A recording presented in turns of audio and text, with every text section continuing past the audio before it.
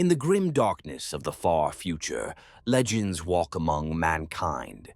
One such legend soars on wings of fire, clad in gilded armor, his face forever hidden behind the golden death mask of an angel. For over 15 centuries, Commander Dante of the Blood Angels has fought the Emperor's wars. He is the Lord of Angels, a living embodiment of heroism and sacrifice, revered by the Imperium and feared by its enemies.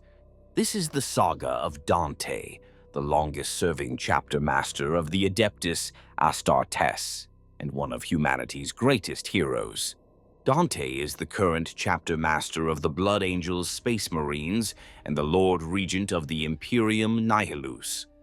Commander Dante is one of the most experienced and able warriors in the Imperium.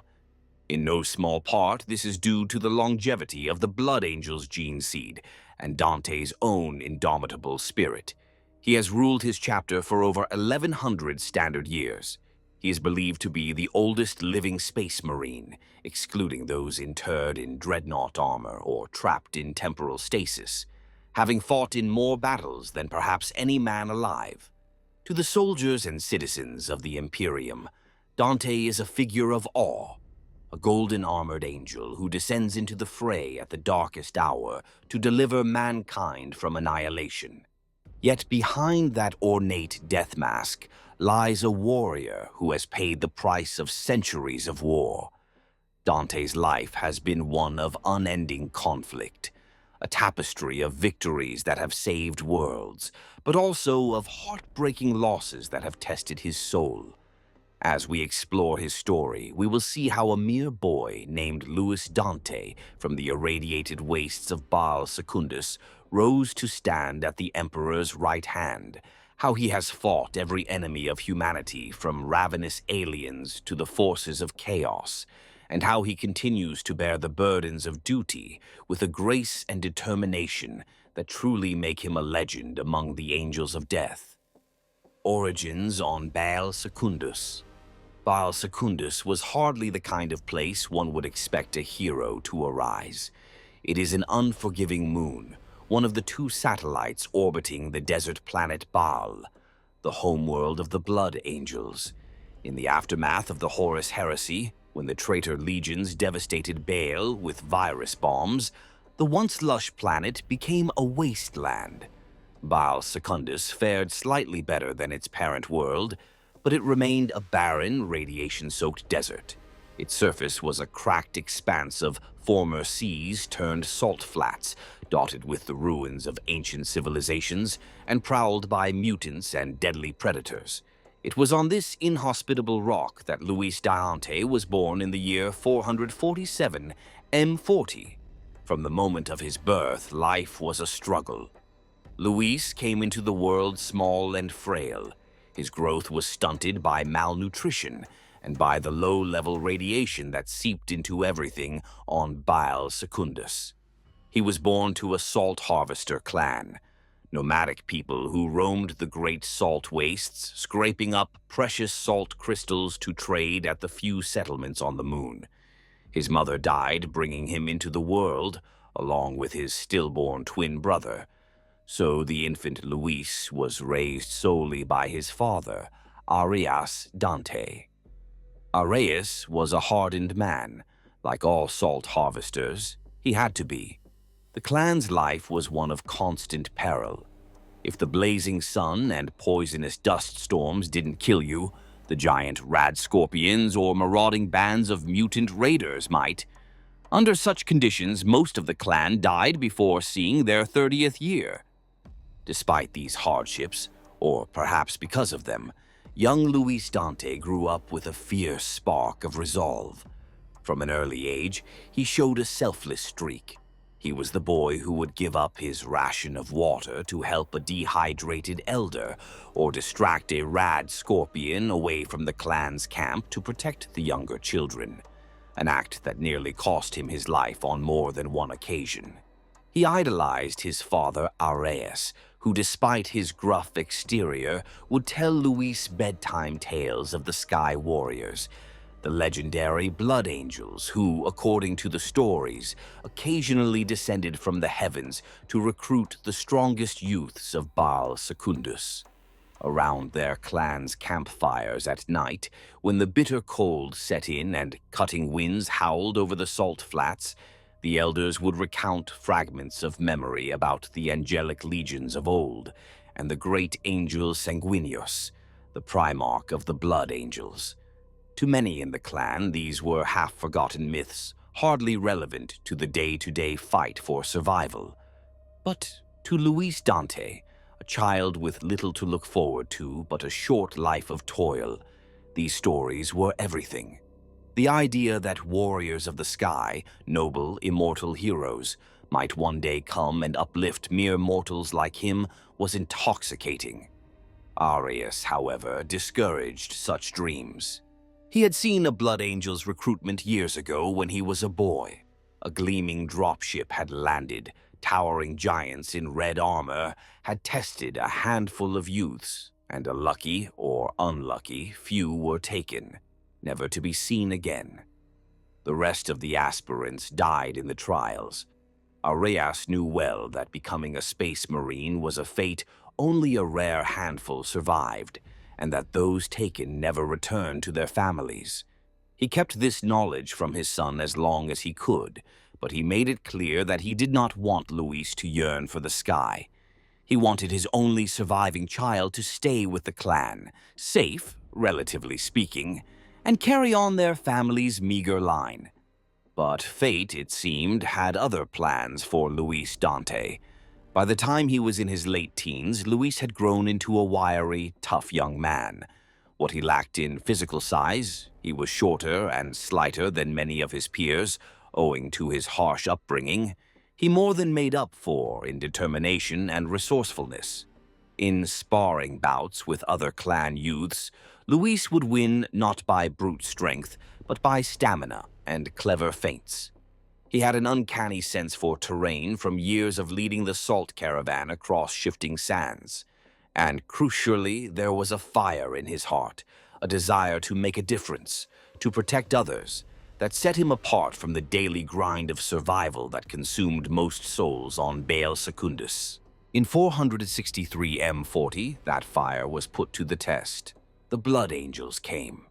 Far off in the sky one night, Luis spotted streaking contrails of dropships descending. Word raced through the Salt clans. The Angels were gathering aspirants at a place called Angel's Fall, a rocky plateau on Baal Secundus, where the Sky Warriors traditionally held their trials. Luis knew this was his chance, perhaps his only chance, to become something more than a scavenger of salt. But Arias forbade him sternly.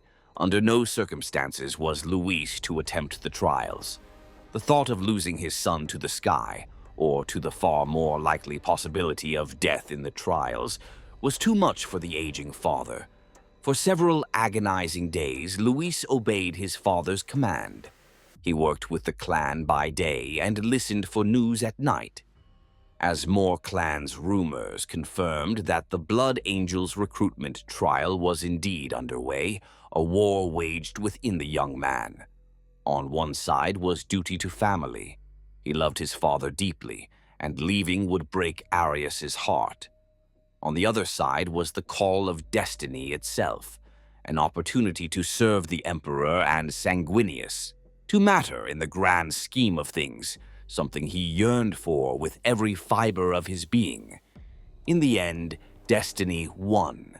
Late one night, when the clan's encampment lay quiet under the pale glow of Baal's distant sun, Luis Dante made his choice. He gathered a small skin of precious water, a flint knife, and what little food he could scavenge, and he slipped away into the darkness. He left behind a note scratched in salt on a rock by his sleeping father. It simply read, "Forgive me, I must try." Then, with a heavy heart but unwavering resolve, he headed out alone into the great salt waste, aiming for Angel's Fall many leagues away. Luis's journey across the desert has since passed into Blood Angel's legend, often told as the first of many trials that shaped who he is.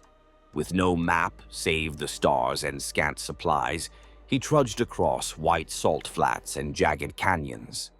By day, the twin sons of Baal beat down mercilessly. Baal is a binary star system, and both suns cast their light on the moon's surface. By night, the temperature plummeted and ghostly winds blew toxic dust that bit at exposed skin. Luis pressed on through it all, through thirst, fatigue, and the constant threat of predators. On the second day, a rad scorpion nearly skewered him, emerging from beneath the salt crust.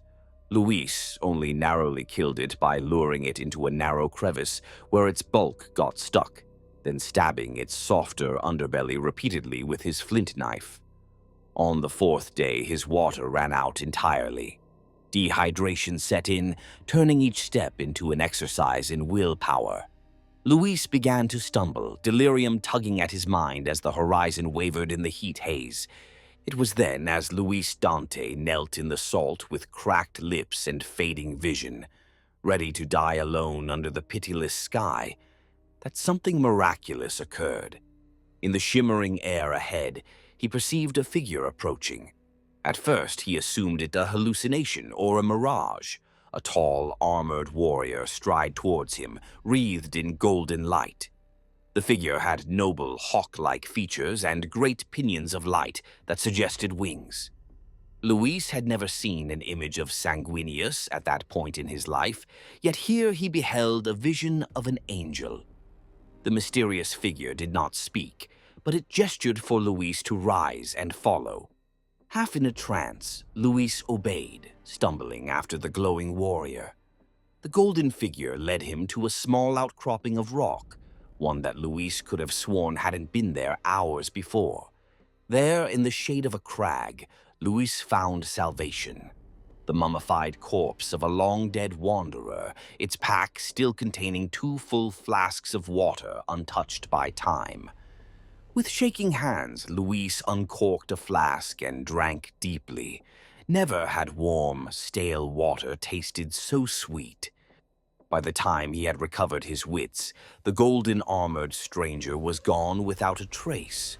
To this day, the Blood Angels believe this was the first intervention of the Sanguinor in Dante's life, the Sanguinor being a mysterious angelic entity that appears to aid the chapter in times of need. Whether it was truly the Sanguinor or a mirage born of Luis's dying mind hardly matters. The result was the same. Luis Dante was saved. Clutching those precious flasks, he summoned the strength to continue. Several days later, against all odds, Luis Dante arrived at the plateau of Angel's Fall. Sunburned, starving, and utterly exhausted, he nonetheless felt a surge of triumph when he saw the Blood Angels' encampment on the horizon, scarlet landing craft and banners bearing the winged blood drop icon of Sanguinius. Scores of other aspirants from across Baal Secundus were also converging on this location. Some arrived with clans, escorted by proud kin. Others, like Luis, staggered in alone. Many never made it at all. The bones of less fortunate aspirants littered the approaches to Angel's Fall, a stark reminder that even reaching the trials was an accomplishment. But Luis had made it. The Trials of Angels. The Blood Angels' recruitment trials on Baal Secundus were notoriously brutal. Since the time of Sanguinius, it was tradition that aspirants prove themselves through feats of endurance, skill, and courage that would winnow out all but the worthiest. At the place of challenge, a rocky arena beneath towering cliffs, the Blood Angels' chaplains and sanguinary priests gathered the aspirants and announced the series of tests they would face. Luis Dante stood among roughly 100 young men of varying tribe origins. Most were bigger than him, and many shot quizzical or disparaging looks at the diminutive, salt-encrusted teen from the deep wastes. Luis, however, was undeterred. He offered silent thanks to the Emperor and Sanguinius for delivering him here and steeled himself for whatever was to come. The first trial was a test of speed and agility. The aspirants were to race across the so-called Plains of Bone, an ancient dried seabed carpeted with razor-sharp skeletal fragments of Baal's long-extinct fauna, to a checkpoint and back. The Blood Angels set an aggressive time limit that only a handful managed to beat. Luis was not the fastest, but he was clever. Rather than sprint blindly and shred his feet on the bone shards like some did, he quickly wrapped his ragged cloak around his feet as makeshift sandals. This allowed him to keep pace without slowing from pain, and he finished the course in respectable time. By the end of the bone run, a third of the aspirants had quit or collapsed from lacerations and exhaustion. Next came tests of martial skill. Aspirants were paired off in gladiatorial combat with simple spears and shields. The Blood Angels watched from atop stone outcroppings as the youths fought. Kills were not discouraged. The aspirants were told bluntly that survival was part of the trial. Luis faced a much larger boy from a river clan. In the ring of spectators, some muttered that the Salt Waif would surely be killed in one blow.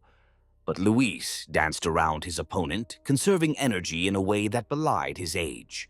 The Riverlander swung powerfully but wildly, increasingly frustrated that he could not land a hit on the nimble Luis.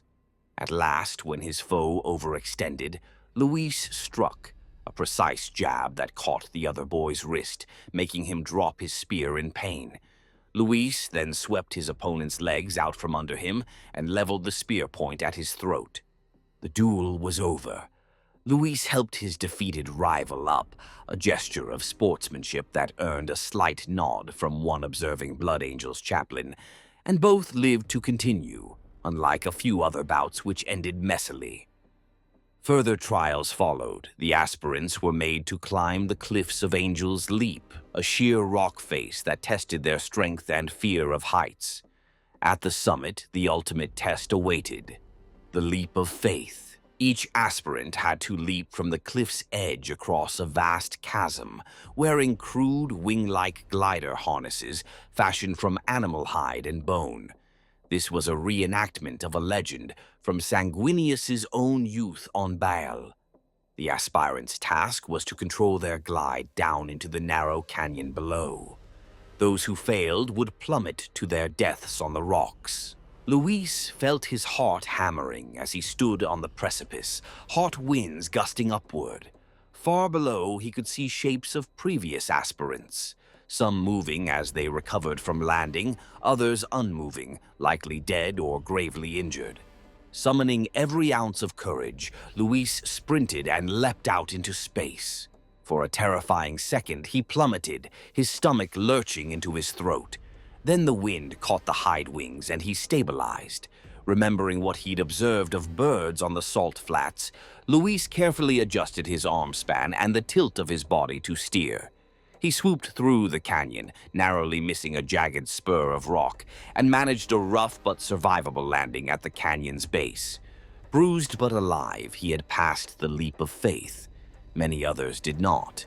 The canyon floor was littered with broken bodies and shattered wings. At the end of these grueling trials, only a small fraction of the original aspirants remained. Luis Dante was among them. He had not been the strongest, nor the fastest, nor even the most technically skilled in combat. By objective measures, he showed no single outstanding quality that marked him as a champion.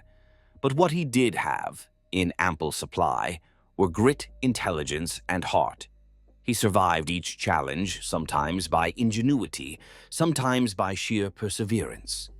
That combination, the Blood Angels would later reflect, was exactly what a Space Marine and a Chapter Master needed.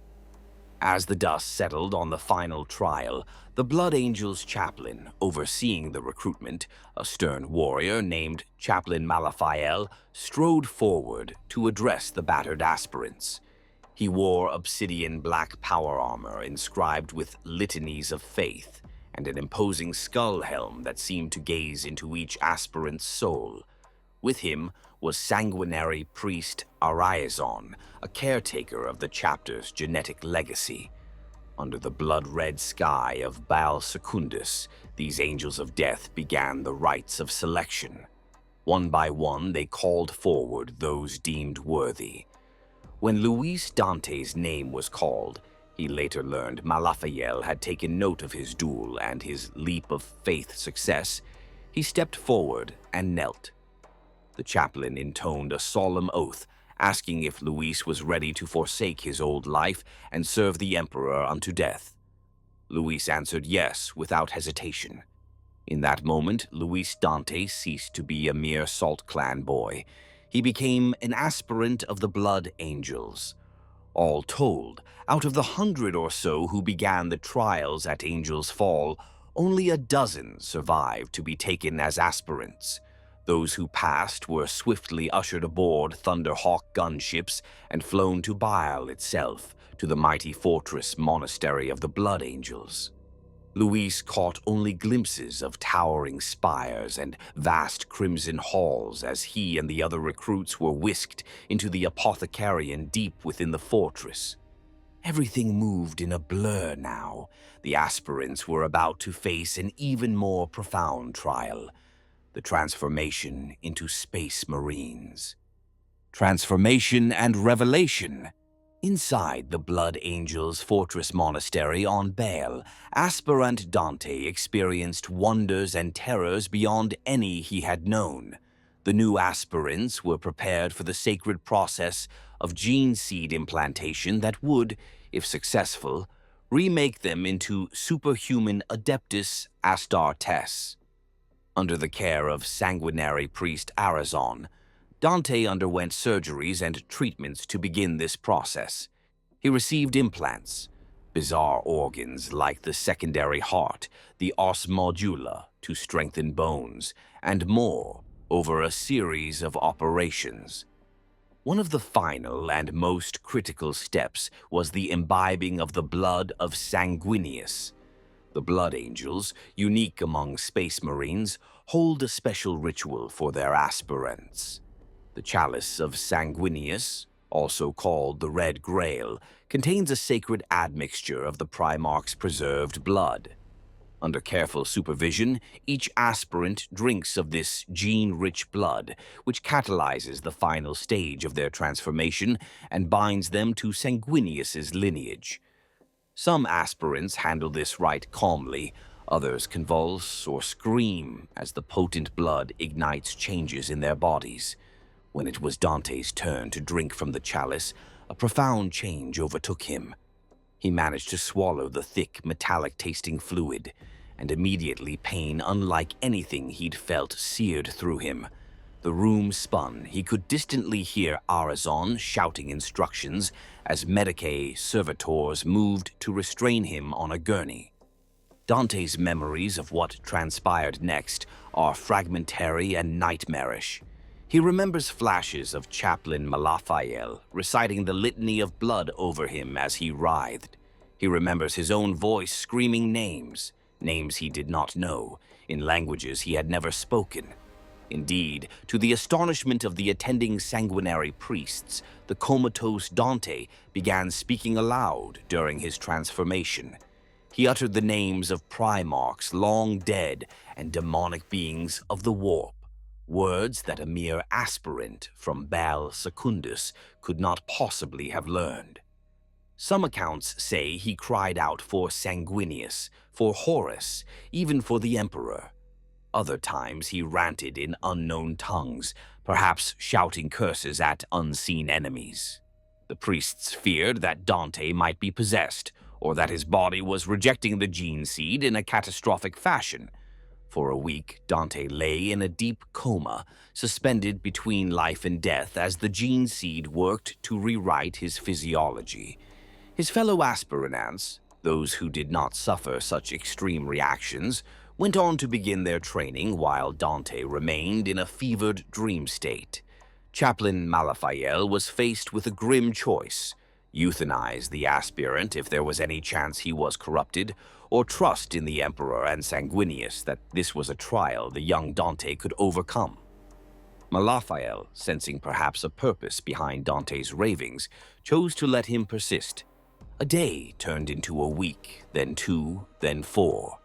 Dante's condition did not improve, yet notably it did not deteriorate either. His vital signs stabilized at a low ebb, his body undergoing changes at a glacial pace while his mind remained locked in turmoil. Finally, after a full year, the aspirant Dante opened his eyes. He awakened with a start, bolting upright on the apothecarion slab as if torn from a nightmare. Initially, he did not recognize where he was. The last thing he recalled was the taste of the Primarch's blood. Sanguinary priest Ariazon rushed to his side, relief evident even through his calm demeanor, and began checking Dante's vitals. Remarkably, Dante was alive, and not only alive, but successfully transformed. Over that long coma, his body had quietly completed its metamorphosis. The gaunt, undersized Baalite youth was gone. In his place stood a new blood angel neophyte, significantly taller and powerfully muscled, with the latent might of a space marine evident in every movement. It was as if he had been reborn. However, the toll on Dante's mind was not negligible. He described, in later years, to the chapter's reclusiarch, that he had experienced horrifying visions while comatose. He had walked in nightmares beside Sanguinius during the Siege of Terra, felt the betrayal of Horus, and even glimpsed a great darkness devouring the stars. The chaplains took note of these accounts, but ordered them sealed in the chapter archives, suspecting that Dante might possess a degree of the Primarch's foresight or a unique sensitivity to the warp. What mattered for now was that Dante had survived the gene seed implantation, the most perilous hurdle in becoming a space marine. Thereafter, Dante recovered under the careful guidance of the Blood Angel's apothecaries and was soon strong enough to join his fellow neophytes in training. If any aspirants or instructors thought it odd that Dante had spent a year in a coma, they kept such thoughts to themselves. The Blood Angels are not unfamiliar with strange occurrences around their initiates, given their gene curse, though Dante's case was extreme. In time, the incident of his prolonged transformation would be viewed as an early omen of Dante's exceptional destiny. Once fully conscious and stable, Dante was inducted into the scout company as an initiate. Under veteran sergeants, he began the rigorous indoctrination and training regimen of the Adeptus Astartes. This transition from tribal vagabond to post-human warrior was perhaps the greatest challenge of all. Dante had to master everything from bolter marksmanship and close-quarter combat drills to squad-level tactics and the complex liturgies of the chapter's creed. It is a testament to his character that Dante excelled despite the lost year of coma that set him behind his peers. If anything, that near brush with oblivion hardened his resolve further. The young Blood Angel, for he was now truly one of Sanguinius's sons, threw himself into training. Veteran battle brothers who mentored the scouts noted Dante's quiet intensity. He spoke little, listened well, and seemed to absorb tactical lessons like a sponge. In battlefield exercises, he demonstrated creativity, often finding unorthodox ways to achieve objectives. He particularly showed a talent for leadership. During one live fire exercise in Baal's irradiated wastes, when the acting sergeant was incapacitated, Scout Dante took charge of the squad and ambushed the opposing force in a maneuver that even the overseeing captain praised as bold and effective. It was rare for a mere initiate to earn a captain's praise. Dante did so not by seeking glory, but by always focusing on the mission and the well-being of his brothers. Perhaps most telling was Dante's empathy, a trait not commonly highlighted among Adeptus Astartes, who are engineered to be transhuman warriors.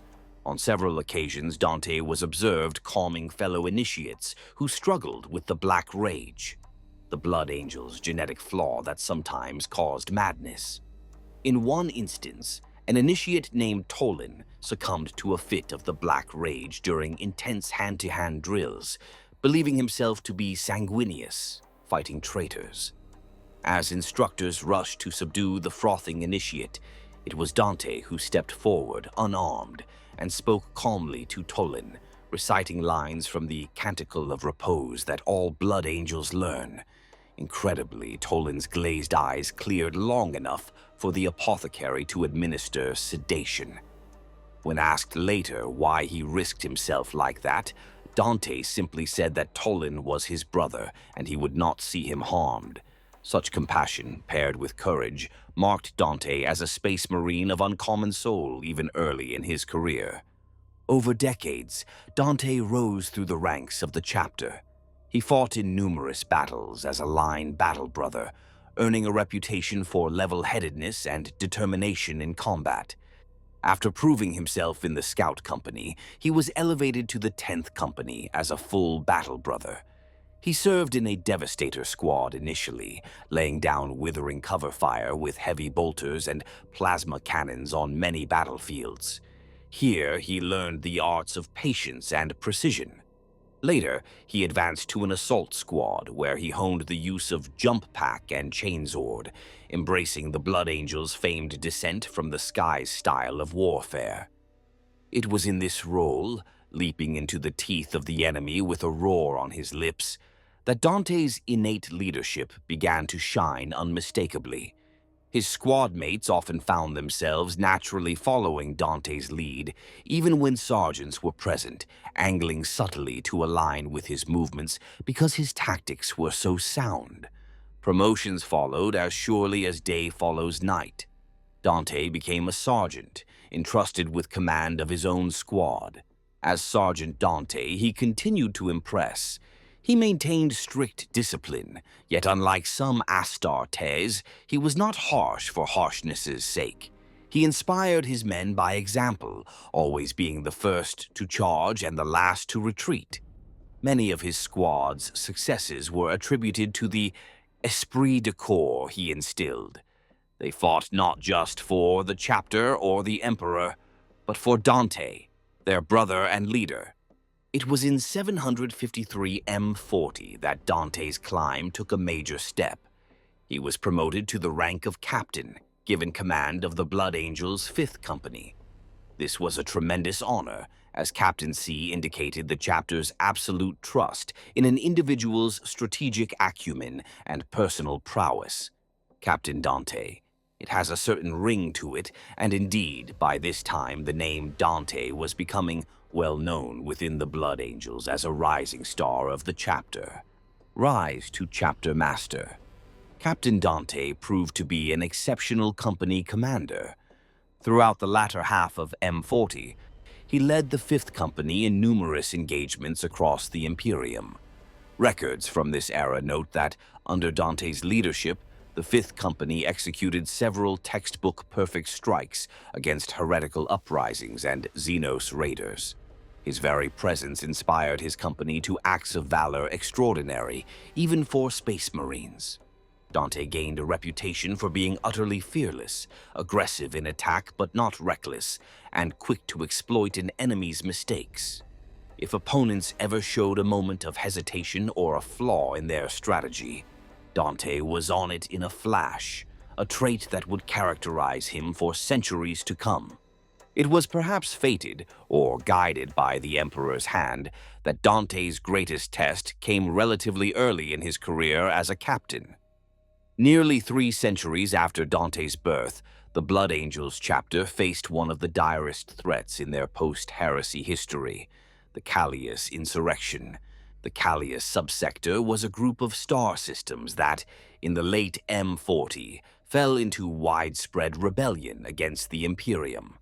What began as a popular uprising on a single world metastasized into a sector-wide civil war fueled by heretical cults and, as the Imperium soon discovered, the insidious influence of Chaos Space Marines.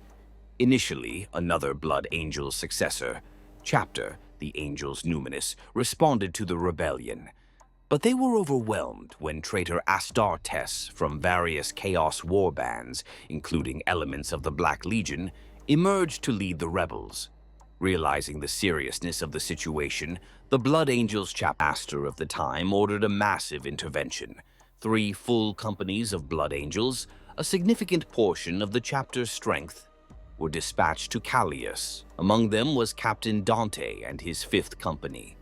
For Dante, still forging his legacy, Callias would be a trial by fire on a scale few could imagine. Upon translation into the Callias subsector, the Blood Angels' forces found multiple worlds aflame with war. Hive cities burned, loyal Imperial Guard regiments were besieged by traitors, and the sky over each planet was choked with the contrails of aircraft and orbital bombardments.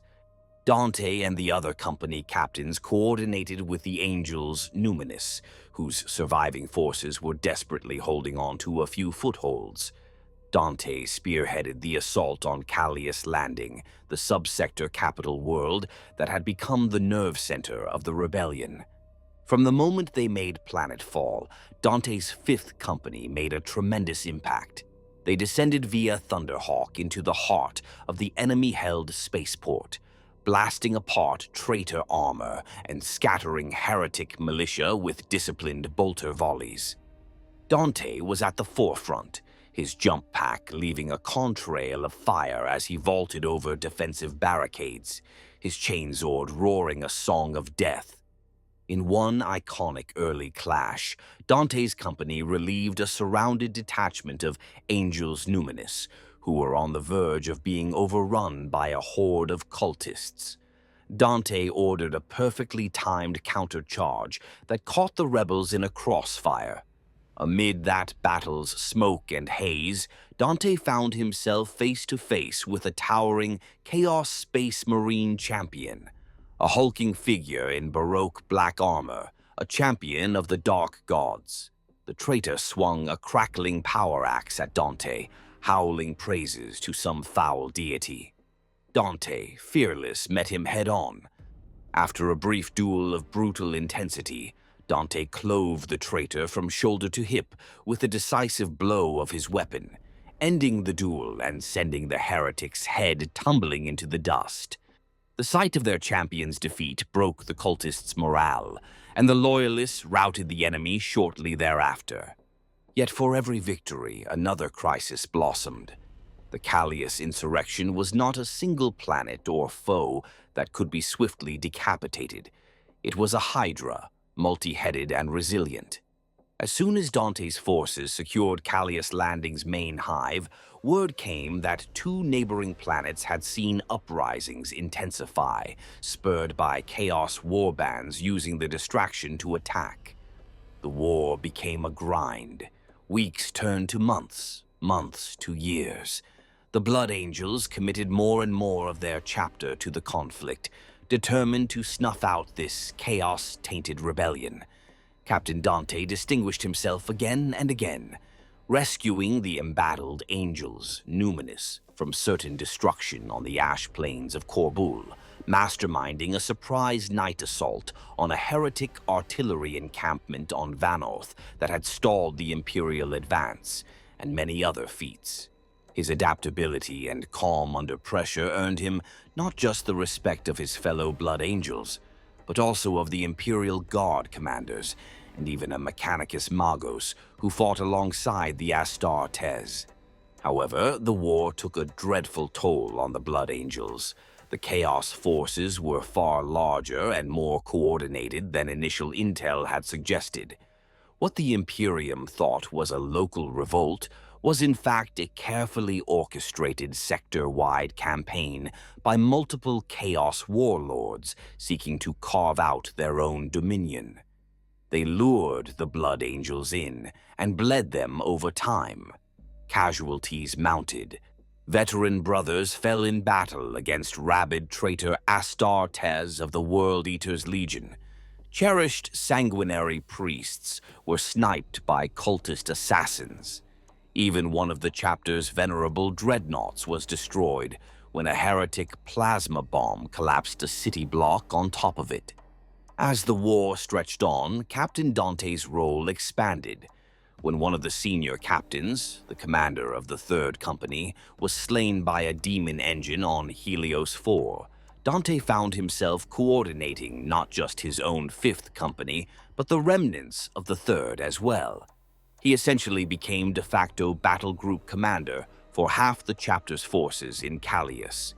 It was an enormous responsibility for one of his relative youth, but Dante handled it with aplomb. He established efficient lines of communication between companies, repositioned units where they were most needed, and maintained the Blood Angels' morale through inspiring leadership. Still, even Dante's brilliance could not fully offset the crushing strategic situation. The Blood Angels gradually pushed the rebels back, system by system, but at a terrible cost. What began as a swift intervention turned into a war of attrition that the chapter could ill afford. Reinforcements from the Astra Militarum, Imperial Guard, and other Space Marine chapters eventually arrived, tipping the scales. After long years, the Imperium finally gained the upper hand in the Callias subsector. In orbit above the final world of the campaign, the same Callias landing where Dante had first made planetfall years prior, the Blood Angels mustered to regroup and prepare to withdraw for home. Dante, now one of the highest-ranking officers left, gathered the survivors aboard the strike cruiser Belus and took stock of their situation.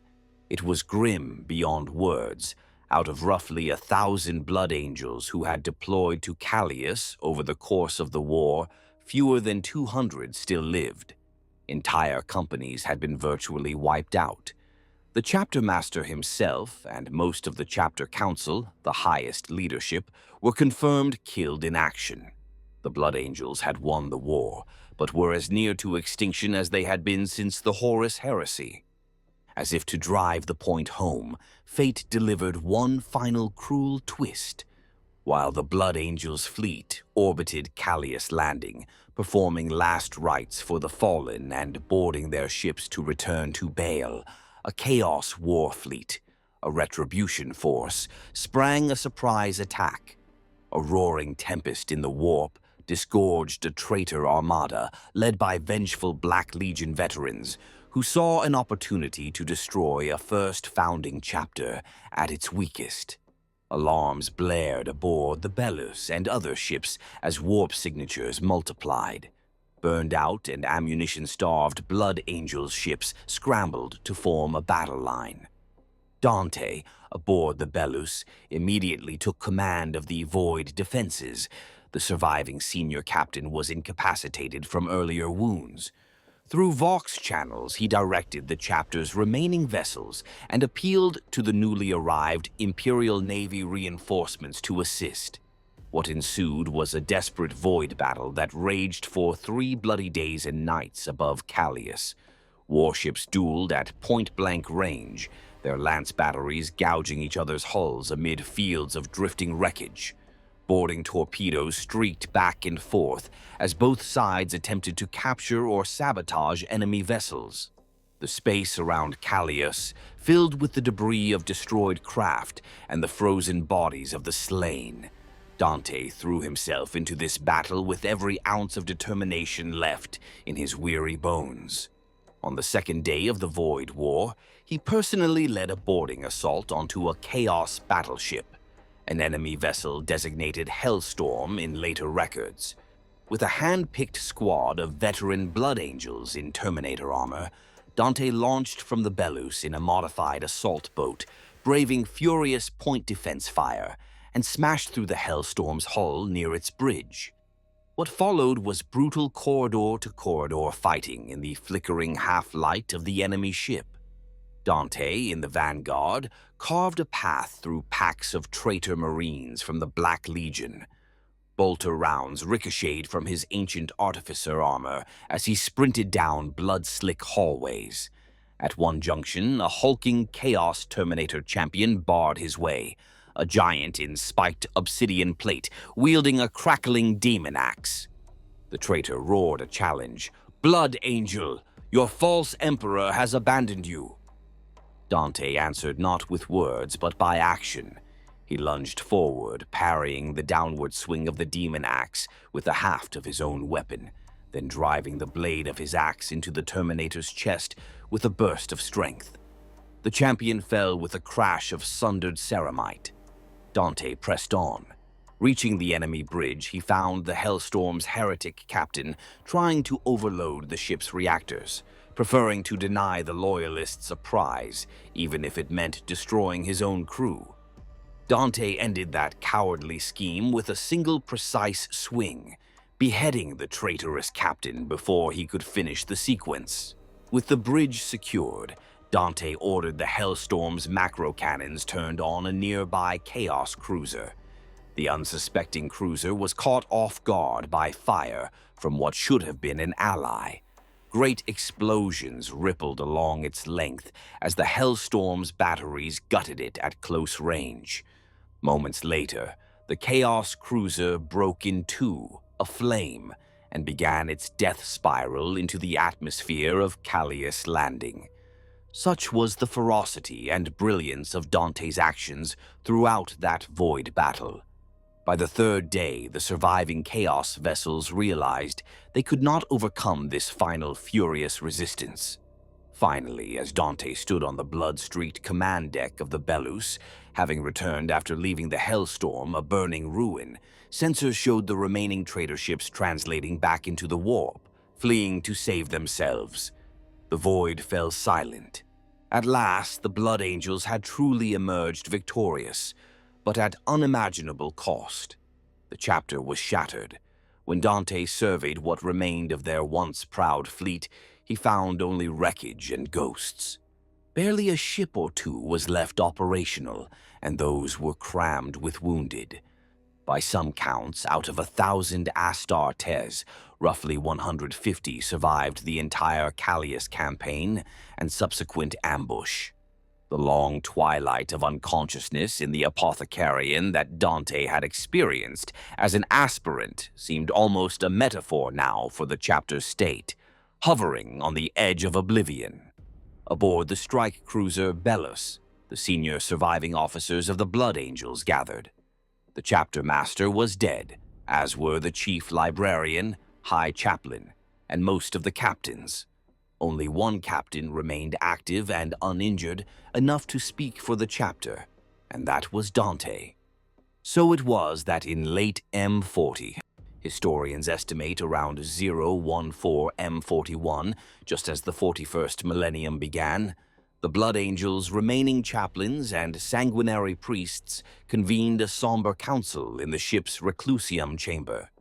Surrounded by the flickering candlelight and the shrouded bodies of their dead, they elected Dante as the new chapter master of the Blood Angels. Through a haze of grief and exhaustion, Dante accepted the mantle of leadership. In that solemn council, a battered golden laurel taken from the previous chapter master's war helm was placed into Dante's hands, a symbol that the honor and burden of command now passed to him. The surviving sanguinary priest pressed the ancient badge of office, a medallion marked with the Blood Angel's sigil, into Dante's palm, and chaplain Malafael intoned the rites of succession. There, in the dim hold of the Belus, surrounded by the few bloodied survivors of his chapter, Luis Dante swore a sacred oath on the memory of Sanguinius. He would not allow the Blood Angels to perish on his watch. He would lead them from the edge of oblivion to renewed glory, whatever it took. Thus, in the ashes of the Callias insurrection, Dante rose as chapter master of the Blood Angels. He returned to Baal with the tattered remnants of the chapter, a mere fraction of its former strength. The challenges before him were staggering. To rebuild the chapter's fighting forces, to preserve its proud heritage and morale after such trauma, and to prepare for whatever new threats the galaxy would hurl at them next. It was a burden that might have crushed a lesser man. But Dante, the young boy who had crossed a desert alone, the neophyte who survived a year-long coma by sheer will, the captain who held an army together against impossible odds. Dante took up that burden with dignity and determination. A new chapter, indeed a new millennium, was beginning, and Dante would ensure the Blood Angels met it head-on.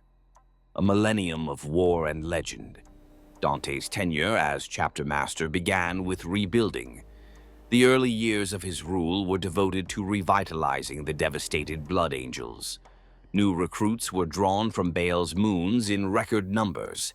Baal's population, inspired by the near loss of their angelic protectors, offered up their strongest sons eagerly to refill the chapter's ranks.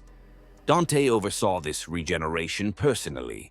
He worked closely with the sanguinary priests to expedite gene seed implantation programs and with veteran officers to intensify training, so that within decades the chapter could field a respectable fighting force once more. It was said that Dante attended the induction of each new Blood Angel initiatively, presenting each with a newly forged blood drop pendant, as if to personally welcome them into Sanguinius's family. This personal touch had a powerful effect. The new brethren idolized their chapter master, striving to emulate his legend. By the dawn of the 41st millennium, around 141 and beyond, the Blood Angels were once again at full strength. Chapter Master Dante, true to his promise, had led them from the brink of annihilation back to fighting form. And fight they did, for the galaxy was as turbulent as ever. The Imperium faced threats on all fronts: upstart alien empires, renewed chaos incursions, and internal rebellions. Dante's Blood Angels took the field with a vengeance, eager to prove that the sons of Sanguinius had lost none of their edge. Commander Dante led his chapter to some of its greatest victories in the centuries that followed. The annals of the Blood Angels record numerous campaigns where Dante's strategic genius and valor turned the tide. Among them were the bloody campaigns in Ultima Macharia, a region of space where remnants of a warlord's empire, spawned from the fragmented conquests of the legendary Lord Solar Macarius, had to be brought to heel. Dante led a coalition of space marines and Imperial Guard in tearing down the fortresses of these renegade warlords. The fighting was intense across multiple systems, but Dante's planning ensured minimal Astartes losses while maximizing impact. It is said he decapitated the renegade leadership in a single lightning strike on their command bunker on Machar 4, breaking the back of the rebellion in one night. Another storied triumph was the liberation of Kanu. The Kanu system had been seized by a particularly cruel heretic tyrant who had aligned with Xenos mercenaries, slavers from the Abrasian vortex. Under Dante's direction, the Blood Angels launched a swift surgical campaign to free Kanu. Dante personally led a squad of his finest veterans via Thunderhawk deep into the tyrant's stronghold, catching the alien bodyguards by surprise. In a brief but intense firefight, Dante slew the tyrant, a deed that sent the Xenos mercenaries fleeing and caused the swift collapse of enemy resistance. The grateful citizens of Kanu hailed Dante as a savior. To this day, shrines on Kanu display a golden-armored space marine in prayer, commemorating the chapter master's deeds. Not all of Dante's battles were against mortal foes. Perhaps one of the most celebrated was his confrontation with the greater demon Skarbrand, the exiled bloodthirster of Khorne. This occurred at the gates of Pandemonium, a chaos warp rift that had opened on an imperial world and begun disgorging a demon army. Recognizing the monumental threat, Dante did not hesitate to respond despite the risk to his chapter, still precious in manpower. At the head of the Blood Angels' first company, his elite veterans, Dante entered the Pandemonium Rift. They fought through a nightmarish hellscape of shifting reality and endless hordes of lesser demons, aiming to close the warp portal from within. At the very threshold of the breach, Skarbrand himself, one of the mightiest bloodthirsters ever banished by the Emperor's angels, barred their way. a towering monstrosity wreathed in fire, wielding twin axes that dripped brass and blood. Skarbrand roared a challenge that echoed across dimensions. Dante answered that challenge. Clad in gleaming artificer armor and with the death mask of Sanguinius covering his face, he flew at the bloodthirster. The battle between Dante and Skarbrand was the stuff of fables, mortal chapter master versus immortal demon general. Skarbrand's blows could shatter tanks. Dante parried them with the crackling Axe Mortalis, each impact sending shockwaves through the warp-fogged air. Lesser demons swarming nearby were incinerated by the very aura of wrath radiating from Skarbrand and the righteous psychic might emanating from Dante's death mask. The duel hung in precarious balance. One misstep by Dante would mean instant death. But Dante did not miss a step.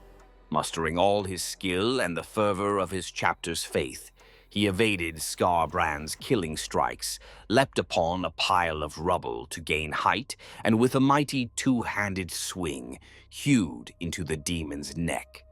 The Axe Mortalis, its blade wreathed in holy power, bit deep. With a bellow of rage that shook the warp, Skarbrand's head was severed. The greater demon's essence howled back into the Immaterium, banished by Dante's hand. In the wake of Skarbrand's demise, the Pandemonium Rift snapped shut. Dante's mission was accomplished. He had saved an entire subsector from a demonic incursion by single combat.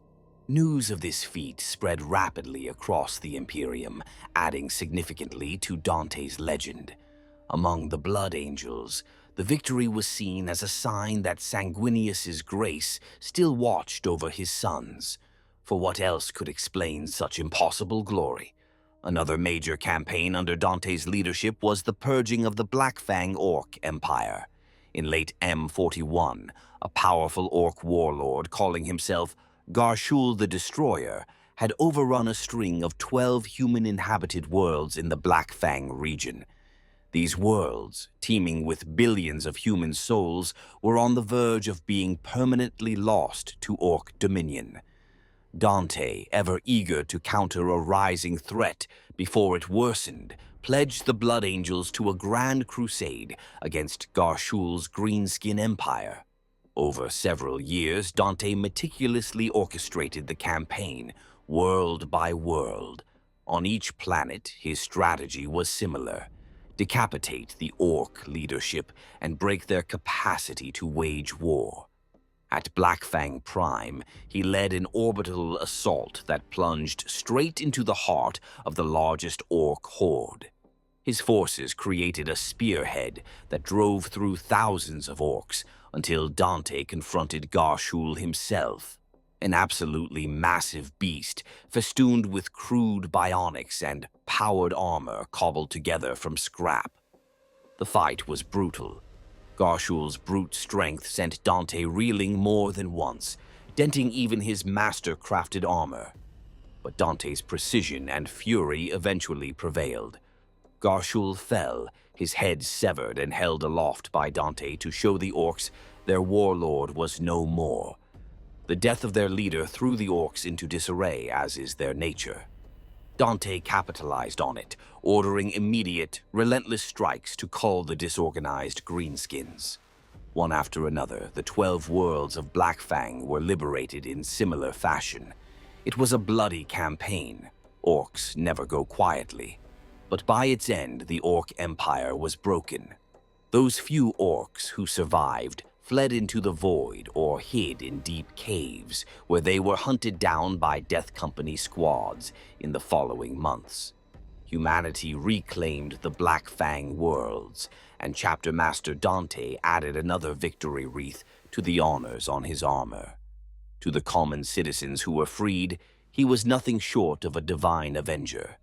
They erected statues of a winged angel with a roaring chainsword, and to this day a holiday on Blackfang Prime celebrates Dante's deliverance. These are but a few highlights of Dante's long record of service in the middle centuries of M41. He fought in countless other battles not detailed here, always with the same valor and tactical brilliance. His name became renowned not just among the Blood Angels, but across the wider Imperium. For the Imperial Guard regiments who had the fortune of being rescued by the Blood Angels, Dante's very existence was a beacon of hope. He was seen as the embodiment of the Adeptus Astartes' nobility, an angelic figure who, unlike some aloof Space Marine commanders, never hesitated to put himself at the forefront of the fight or to coordinate efforts with mere mortals for the greater good. Even among fellow Space Marines, Dante's reputation soared. To the chapter masters of other Astartes chapters, he was an exemplar of leadership and prowess. Many younger chapter masters, whose chapters were founded long after the Blood Angels, could scarcely believe they fought alongside the same Commander Dante, whose deeds had been war hymns when their predecessors were aspirants. Dante became a byword for strategic genius. If an intractable war needed an advisor or a unifying force, more than once the High Lords of Terra or other Space Marine councils sought Dante's input. Famously, during the planning of the joint Space Marine strike in the Second War for Armageddon, more on that shortly, it was the Salamander's chapter master and Ultramarines chapter master who both insisted Dante lead. Such was their confidence in him. Throughout these years, Dante remained a steadfast, inspiring presence. As a leader, he was utterly fearless and full of initiative. He usually led from the front, fighting where the battle was fiercest at the head of his sanguinary guard, his personal bodyguard of hand-picked, golden-armored veterans. To see Dante in battle was to witness the wrath of the angels. He would plunge from the skies amid contrails of fire, a halo of power glowing about his death mask, and strike the enemy like a bolt of righteous lightning. But Dante also possessed humility and wisdom. He never vaingloriously sought credit. He would just as soon cede a battle's honor to a fellow captain if the tactical situation demanded the Blood Angels fight elsewhere. On more than one occasion, Dante divided his forces so that a company under a trusted captain could pursue one objective while he led another force personally to address a different critical target. This flexibility and lack of ego served the Blood Angels well time and again. Yet, for all of his success, or perhaps because of it, Dante grew weary as the centuries rolled on. It is hard to imagine a Space Marine genetically enhanced to know no fear and endure beyond normal human limits, feeling the weight of age. But Dante did. His long life had seen glory, yes, but also immeasurable loss and constant warfare. While the Blood Angels had been restored under his leadership, it sometimes seemed the galaxy was determined to batter them back down. The late 41st Millennium was a darkening time, often referred to as the time of ending. Alien hive fleets, ancient Necron dynasties reawakening, perpetual hive city rebellions, and the eternal threat of chaos. There was no respite. Dante had lived far longer than any mortal man ever could, longer even than most Space Marines ever did outside of dreadnought stasis. Over 1,500 years of continuous service weighed on him. Only one thing kept Dante from giving in to despair or seeking the solace of an honorable death in battle. Within the Blood Angels chapter cult, there existed the prophecy of the Primarch, recorded in the scrolls of Sanguinius. These ancient writings told of a final apocalyptic confrontation in which a golden warrior would stand before the Emperor and face down the ultimate darkness, determining the fate of all.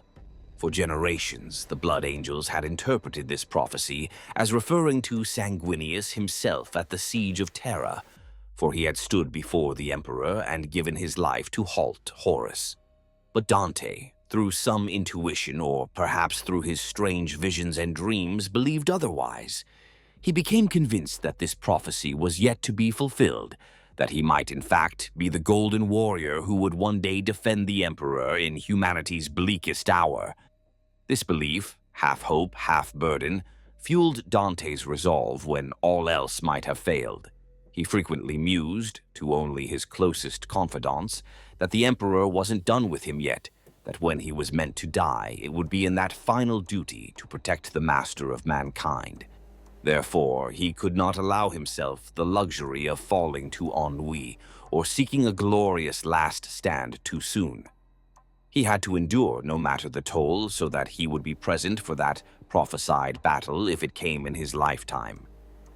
In Dante's more candid moments, he admitted that he looked forward to that day not out of eagerness for battle, but because on that day, if he succeeded, he could finally rest. The thought of eventual earned rest was perhaps his sole comfort on the most exhausting of days. As the 41st millennium drew to a close, the galaxy situation indeed became dire beyond anything seen since the Horus Heresy. Hive Fleet Leviathan, the greatest Tyranid invasion yet, was slicing its way up into the galactic plane, consuming world after world. Simultaneously, Abaddon the Despoiler, War Master of Chaos, launched his 13th Black Crusade towards the Cadian Gate, threatening to sunder the Imperium. Waves of orcs tore at imperial sectors. Chaos cults fomented uprisings on dozens of worlds. It was as if the entire galaxy was mustering for one last massive conflagration. Dante, from his command throne on Baal, sensed the gathering storm. He strengthened long-range astropathic communication networks with his successor chapters, and he ordered the Blood Angels to a war footing like never before. A great darkness was coming, just as he'd long feared. Sure enough, in the year 999 M41, Dante's chapter faced its greatest challenge since the dark days of Callias, perhaps the greatest in its history. The nightmare that descended upon the Blood Angels' home was the tyrannid swarm of Hive Fleet Leviathan, a Xenos threat unlike any other. The devastation of Baal. In the closing hours of M41, Hive Fleet Leviathan, a colossal tendril of the tyrannid race, struck the Baal system. The devastation of Baal, as this event came to be known, was a conflict that pushed the Blood Angels and their kin to the brink of annihilation. Chapter Master Dante's leadership during this cataclysm would solidify his legend, showing both his indomitable courage and his capacity for self-sacrifice. The Blood Angels had not been caught unawares. Dante's astropaths had picked up distress calls from the outskirts of the Red Scar, the region of space around Baal, as Leviathan carved toward the chapter's realm. Whole systems went dark, devoured by the Great Devourer's approach. Dante, realizing that Baal was the Tyrannid's ultimate target, the psychic beacon of so many space marine gene seeds was an irresistible lure to the hive mind, made monumental preparations. He called home every available company and petitioned all Blood Angels' successor chapters, those chapters that had been founded from Blood Angel's lineage, for aid. This was unprecedented. Rarely does a chapter master call upon his cousin chapters so directly. But Dante knew that without reinforcement, Baal would certainly fall, and with it, the lineage of Sanguinius. Astonishingly, the call was heeded nearly universally. Almost 36 chapters of the Blood Angel's bloodline, collectively called the Sanguinary Brotherhood, answered Dante's plea. From all corners of the galaxy they came, the flesh-tearers, angels and carmine, angels anguine, blood drinkers, and many more. Even the knights of the Legion of the Damned were rumored to appear, though their nature is mysterious. The skies of Baal darkened with the arrival of these space marine fleets. By the time Leviathan reached the Baal system, approximately 30,000 space marines of Blood Angels' heritage had assembled, nearly the entire remaining strength of Sanguinius's bloodline gathered in one place. It was an awe-inspiring host, something not seen since the days of the Great Crusade. They would need every last one of those warriors. Dante took supreme command of this grand alliance. It was a role only he, with his age and renown, could have filled. The other chapter masters willingly placed themselves under his strategic direction. He coordinated a comprehensive defense of Baal and its two moons, Baal Prime and Baal Secundus. Every fortification on those worlds was manned, every orbital platform armed to capacity, every able-bodied serf and auxiliary given a weapon to defend the chapter monastery if the lines should break. Scores of starships from the assembled fleets orbited in battle formation, ready to sell themselves dearly in space. Before the Tyranids arrived in force, Dante also attempted a proactive strategy. In the neighboring Cryptus system, he established sacrificial shield worlds, essentially roadblocks, to stall and thin the Tyranids. At Cryptus, on a world called Asphodex, Dante himself led a combined force, even allying with unlikely partners, the Necrons, who also sought to stop the Tyranids to detonate a massive antimatter device in the path of Leviathan. This catastrophic explosion destroyed a significant portion of the swarm in that region, but ultimately it could not halt the main tendril's advance. It did, however, buy time. And in war, time can mean everything. Dante's decision to sacrifice the Cryptus system was not taken lightly. Billions of humans were lost as those planets were overrun and then scoured by Imperial virus bombs to deny the Tyranids biomass. But it was a cold necessity that saved Baal from being engulfed before the reinforcements arrived. It is said that after ordering exterminatus on the last world at Cryptus, Dante locked himself in solitude for an hour, in silent prayer, mourning the lives he had extinguished to save others. Now, with Hive Fleet Leviathan's vanguard at the doorstep, Dante stood ready on Baal. Alongside him were some of the most renowned heroes of the Blood Angel's lineage, Chapter Master Gabriel Seth of the Flesh, Tyrers, wild and bloodthirsty, but fiercely loyal in this cause, High Chaplain Astorath, keeper of the chapter's rights and executioner of those lost to the Black Rage, Chief Librarian Mephiston, the legendary psyker who conquered the Black Rage, more on him soon, and many others. If this was to be the bloodiest battle of their history, they had brought every asset they could muster. Leviathan arrived. First came a seemingly endless wave of bioships, living gargantuan spacecraft that block out the stars. The Tyranid fleet was so massive that, as it descended upon Baal, it eclipsed the system's suns, casting Baal in a bizarre twilight. Orbital defenses opened up with full fury. Torpedoes, lance beams, macro shells. The void was a storm of fire. Under Dante's precise coordination, the myriad ships of the Sanguinary Brotherhood fought as one armada. They inflicted grievous losses on the Tyranids, shattering hundreds of lesser bio-vessels. But for every Tyranid ship destroyed, 10 more took its place. Eventually, the overwhelming mass of the swarm broke through. In space, the brave fleet of the Blood Angels was largely torn apart, their sacrifice not in vain, for they drastically thinned the Tyranid initial waves, but inevitably consumed. Dante's final order to the fleet was to engage at close quarters and unleash their virus payloads, even if it meant their own destruction. A last-ditch effort to poison portions of the swarm from within. Many battle barges and strike cruisers rammed themselves into the largest bioships, detonating warp drives and cyclonic warheads. The void lit up with silent explosions. Dante, monitoring from Baal's surface, murmured a prayer for each lost ship. After the void battle, the Tyranids descended upon Baal and its moons en masse. Mycetic spores, fleshy meteoric drop pods carrying Tyranid organisms, rained from the sky in the millions.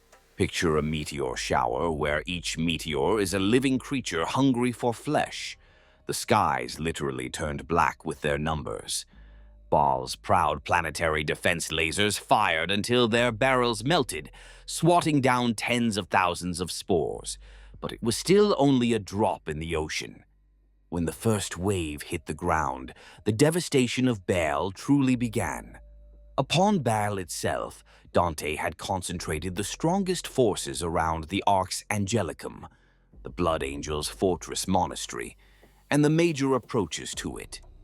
The successor chapters manned various sectors. For instance, the Flesh-Tearers under Seth held the irradiated salt flats to the west, while the Blood Drinkers and Angels in Carmine fortified a ring of defense satellites in low orbit. On Baal Prime, one of the moons, a few of the more depleted successor chapters, like the Knights of Blood, who had come despite their excommunication, set up a harrying defense intended to slow the Tyranids before they reached Baal itself. From the moment the Tyranids touched down, the battle was nothing short of apocalyptic. Endless swarms of chitinous horrors blanketed the red sands of Baal.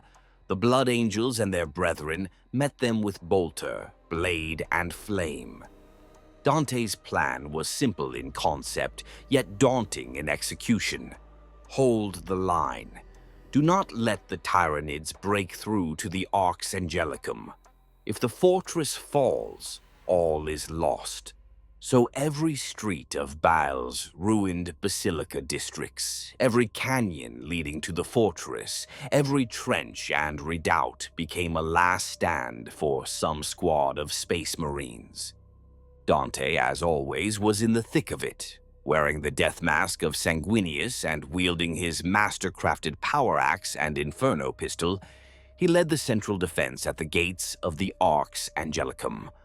Around him swirled the elite of multiple chapters, golden-armored sanguinary guard, lumbering blood angels dreadnoughts, even the ancient brother Ralderon, entombed since the heresy, stirred to fight once more, and companies of successors fighting shoulder to shoulder with their progenitors. The Tyranids attacked like a living tide, towering carnifexes, living battering rams of muscle and armor, hurled themselves against fortification walls until the walls cracked. Smaller, scythe-limbed gaunts scampered through razor wire and minefields, dying by the hundreds but using their own corpses to fill trenches so more could swarm over. Winged gargoyles darkened the skies, spitting acid that ate through ceramite and flesh with equal ease. Bio-titans the size of buildings lumbered forward, firing corrosive projectile organisms that punched holes through bunkers in gouts of emerald flame. The defense was massive and layered. Dante had set kill zones and overlapping fields of fire, turning approaches to the fortress into meat grinders. In one valley, nicknamed the Valley of Angels, a combined force of Blood Angels devastators, heavy weapon teams, and Lescanon-toting Baal predator tanks annihilated entire broods of Tyranid warrior creatures in concentrated volleys, leaving piles of smoking Xenos corpses that clogged the valley into a natural wall. On the Plains of Blood, once Baal's great western plain, now so named for the extent of blood soaked into it, successor chapter and Blood Angels assault marines conducted hit-and-run jump-pack attacks on the larger Tyranid creatures, often literally riding them to the ground while chainswording through their carapaces. Still, the Tyranids were beyond number. Each hour, more of Dante's brothers fell. Heroic deeds were commonplace. Captain Sendini of the Angels Vermilion fell atop a heap of 200 slain Tyranids, defending the body of a wounded sanguinary priest. The Flesh-Tearers chapter banner was said to glow with a bloody light as its bearer held off a particularly ferocious Tyranid prime until reinforcements shot it to pieces. Even the cursed Knights of Blood, fighting with berserk fury, plugged gaps wherever Dante ordered, without question or hesitation. No matter the losses, Dante stood firm. For days and nights without rest, he fought and directed the defense. His voice over the Voxnet was a steady, inspiring constant. He would call out praise. "Well struck, blood drinker," as an enemy bio-titan toppled, its legs severed by meltas. and also issue concise orders. All squads fall back to tertiary positions now, whenever a line was in danger of being flanked. Time and again, he personally intervened at the crucial flashpoints. When a monstrous tyrannid Hive tyrant broke through on the north wall and threatened to unravel the defense, Dante and his sanguinary guard jet-packed to intercept it.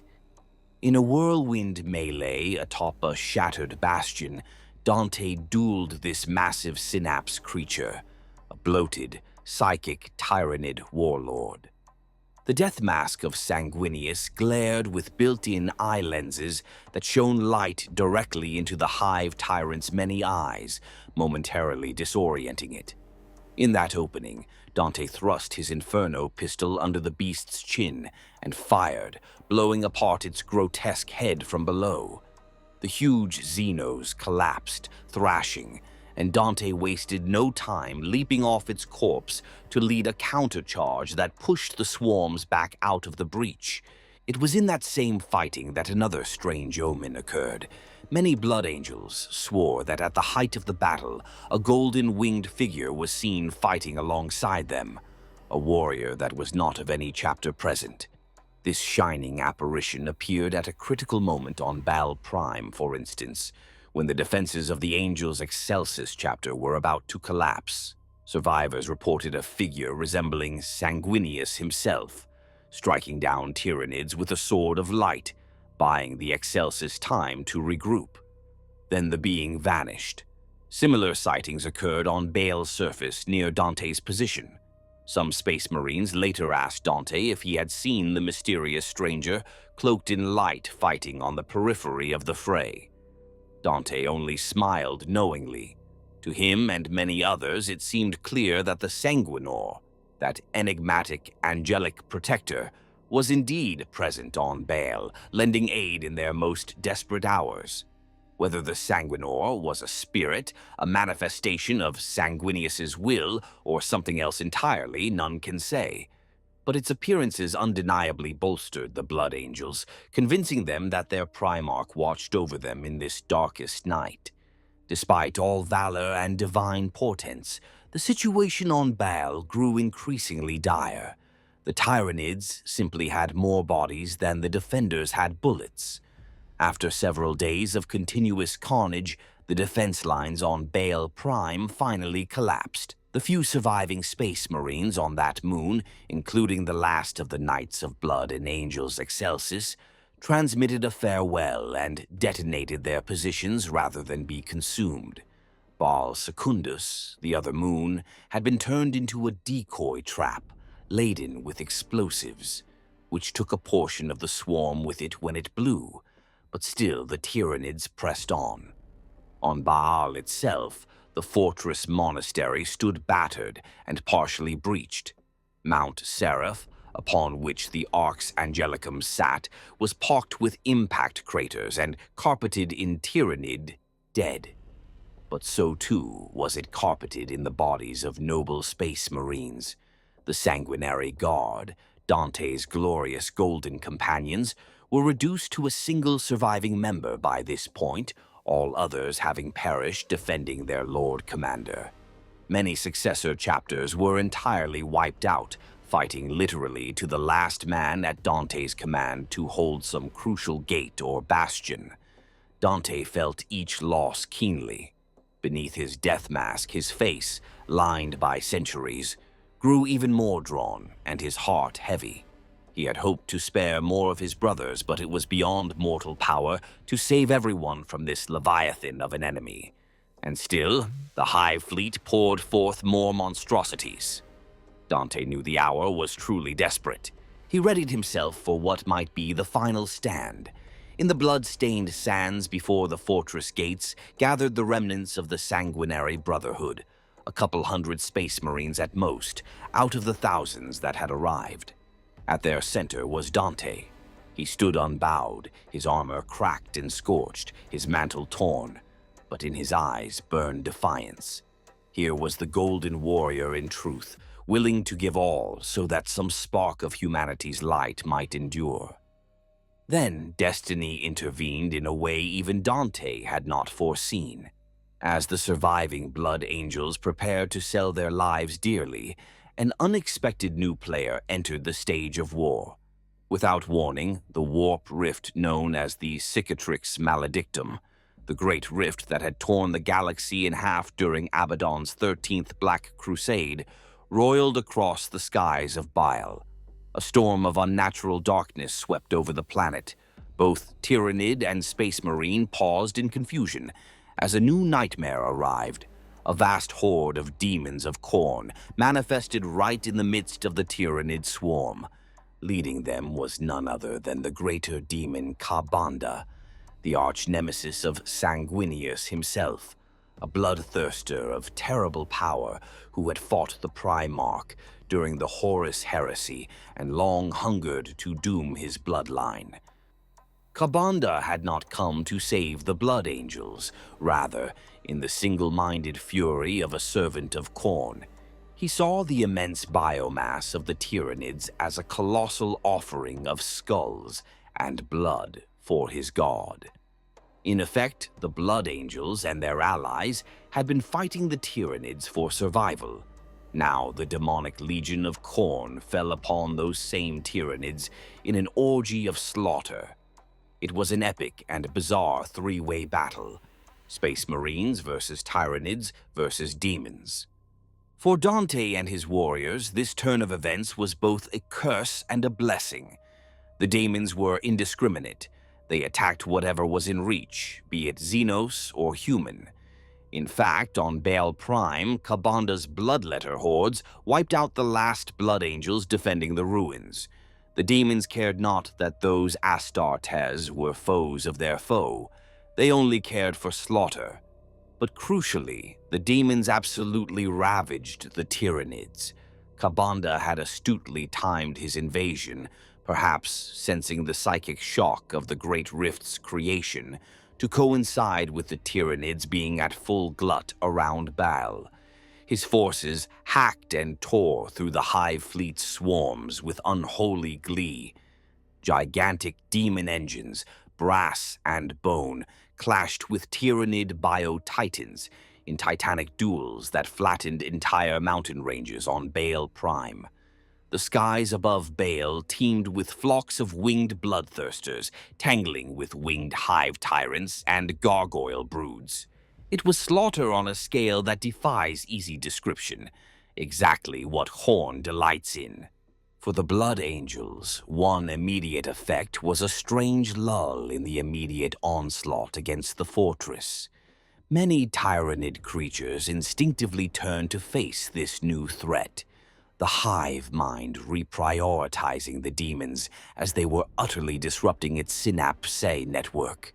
Dante, grasping the opportunity, swiftly regrouped what remained of his forces inside the fortress to lick their wounds and rearm from the chapter armory.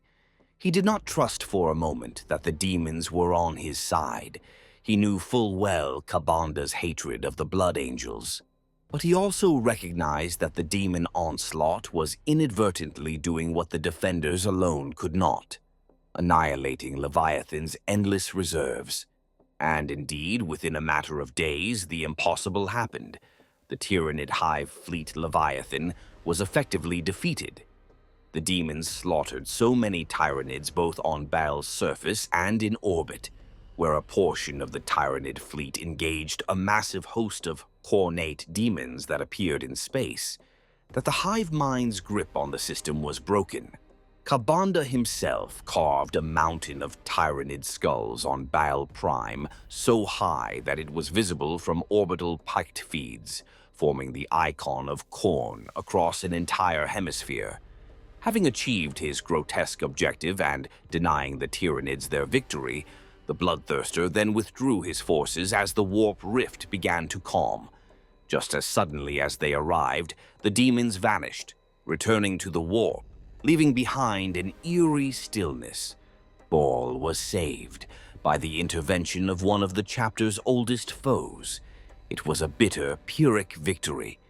The Tyrannids were defeated, yes, Their countless corpses lay strewn across Baal's wastelands in drifts that piled as high as fortress walls.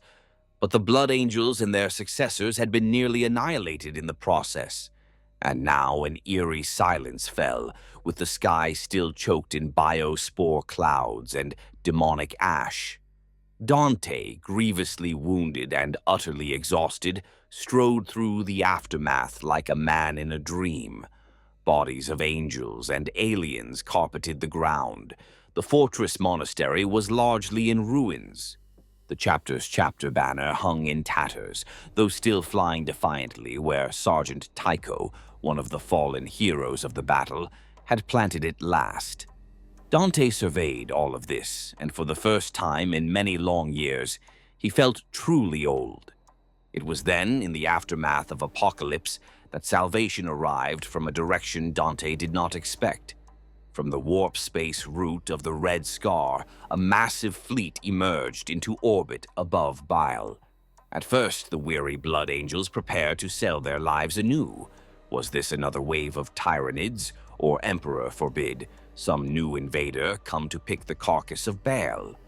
But then the augurs resolved the ship's identities and the banners they bore, the blue and gold sigils of Ultramar, the proud crests of the Adeptus Custodes, the lightning bolt of the Imperial Navy. This was not an enemy fleet, but an Imperial one, and at its head was the magnificent battle barge Macrog's Honor, carrying none other than Robute Guilliman, Primarch of the Ultramarines, newly resurrected and leading the Imperium's great counteroffensive known as the Indomitus Crusade. Landing on Baal, Guilliman and his retinue found a scene of utter devastation. The planet's once ruddy desert surface was charred and blackened in vast swaths. Piles of Tyranid carcasses formed grotesque hills. In the ruins of the Blood Angels' fortress, ragged clusters of surviving space marines were attending to the wounded or standing vigil over fallen brothers. The arrival of Guilliman's force was a surreal beacon of hope piercing the gloom. The survivors of Baal could scarce believe their eyes as the 9-foot-tall avenging son of the Emperor strode through the smoke towards the fortress gates, flanked by golden custodians and ranks of Primaris space marines in immaculate new armor. Chapter Master Dante, upon receiving word that a Primarch had come, gathered the last of his honor guard, but a handful of veterans still able to stand, and went out to meet him. With armor rent and bloodied, Dante limped forward. He had refused any offer to be borne on a stretcher. Nevertheless, he mustered as much dignity as remained to him. As Guilliman approached, the Primarch towering above even Dante's augmented transhuman height, Dante knelt and removed his helmet, despite the atmosphere still being tainted with spores. Those present say the Primarch bade him rise almost immediately, even reaching out to grip Dante's forearm in the warrior's handshake. To every Blood Angel watching, that gesture spoke volumes. It was a mark of deep respect from Guilliman to their beloved chapter master. It is said that more than a few Blood Angel survivors openly wept at that sight. The great angel Sanguinius was not there to recognize their sacrifice, but his brother Guilliman was, and he treated Dante as an equal, as a brother. What words passed between Dante and Guilliman in private council afterward can only be imagined. Guilliman had missed 10,000 years of history, and Dante had much to convey about the current Imperium's state, even as Guilliman had much succor and new reinforcements to offer Dante's depleted chapter. We do know that Guilliman highly praised Dante. In the official record delivered to Terra, Guilliman credited Dante's leadership at Baal with saving half the galaxy, for had the Blood Angels not stopped Leviathan here, the Hive Fleet would likely have continued into the galactic core, possibly merging with another tendril invading near Ultramar with unimaginable consequences. Such commendation from a being as august as a Primarch was humbling to Dante. But Guilliman did more than praise with words. In the aftermath of Baal, The Ultramarines Primarch took stock of the Blood Angel's condition and moved to redress it. He had brought with him, as part of his Indomitus Crusade, a treasure beyond measure: the newly forged Primaris Space Marines, next-generation Astartes, created by Archmagos Call's secret work over the past 10 millennia. Thousands of these Primaris were of the unnumbered sons, carrying the genetic legacy of various Primarchs, including Sanguinius. Guilliman offered these warriors to Dante to join the Blood Angels and their successors, thereby replenishing their ravaged ranks. Dante, swallowing any reservations about these unfamiliar Space Marines, wholeheartedly welcomed them, for he saw in them the salvation of his chapter, and indeed, in some sense, the answer to his prayers during that long night of Leviathan's assault when he feared his chapter finished. Guilliman was not finished yet. Recognizing Dante's acumen and the respect he commanded, the Primarch made a momentous decision.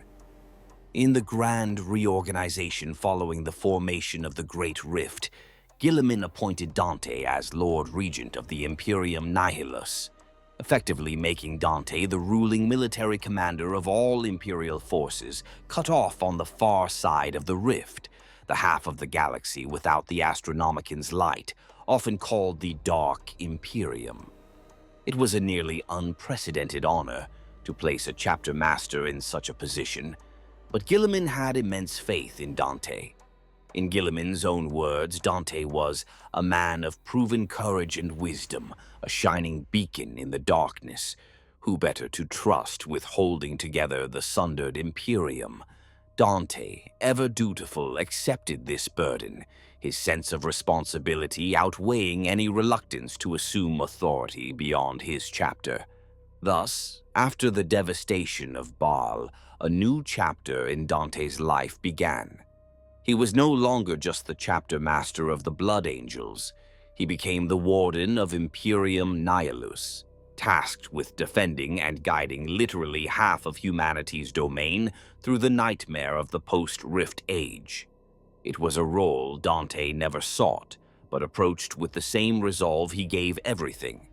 In characteristic fashion, he focused on immediate necessities, shoring up Baal's defenses, integrating the Primaris reinforcements, and launching what became known as the Angels' Halo counteroffensive. While the Blood Angels licked their wounds and received new Primaris brethren, Dante quickly turned to the problem of Leviathan's lingering presence in nearby systems. Hive Fleet Leviathan had left tendrils and splinter fleets all around the Red Scar region. Rather than wait for them to regroup, Dante organized an Angel's Halo campaign, essentially a series of aggressive strikes to drive the remaining Tyranids out of Blood Angel's territory. With fresh Primaris squads bolstering his veterans and inspired by the arrival of a demigod in Guilliman, Dante led this campaign personally. One by one, previously devastated worlds that had been left infested with scattered Tyranids were purged. The campaign was swift and relentless. Dante knew the Tyranids were reeling from their defeat at Baal, and he intended to keep them off balance. Over the next year, the rejuvenated Blood Angels liberated dozens of worlds. On Gathalalama, for example, Dante's forces saved a population on the brink of being harvested by wiping out a major Tyranid nest. In that battle, Dante famously planted the Blood Angel's banner atop the collapsed corpse of a slain Bio-Titan, a sight that rekindled hope across the sector when picked captures were distributed. In honor of these lightning-swift victories encircling Baal, many in the Imperium Nihilus came to call Dante the Lord of the Angels' Halo, for it was as if a halo of reclaimed systems now surrounded the Blood Angels' home, shining against the encroaching dark. The influx of Primaris Space Marines into the Blood Angels was another significant development. These warriors, taller, stronger, with slight genetic corrections mitigating some Astartes flaws, were a welcome boon, but their sudden presence could have caused friction with traditional Blood Angels. Dante, mindful of maintaining unity, handled their integration with tact and ceremonial gravitas.